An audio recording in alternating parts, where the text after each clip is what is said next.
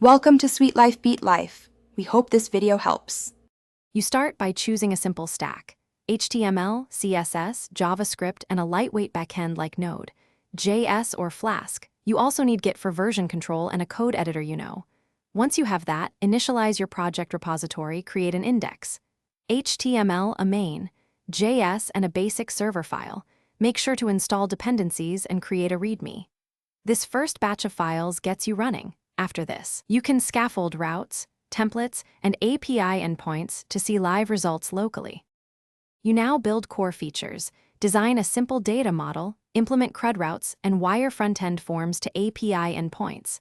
Start with one resource and test each route with curl or postman. Once done, add client-side validation and fetch calls from main. JS to keep UX responsive. Make sure to modularize code into controllers and services so you can iterate faster. After tests pass, connect a lightweight database like SQLite or MongoDB and migrate sample data to verify end-to-end behavior. You finish by preparing deployment. Containerize with Docker, set environment variables, and choose a hosting option like Heroku, Versal, or a VPS.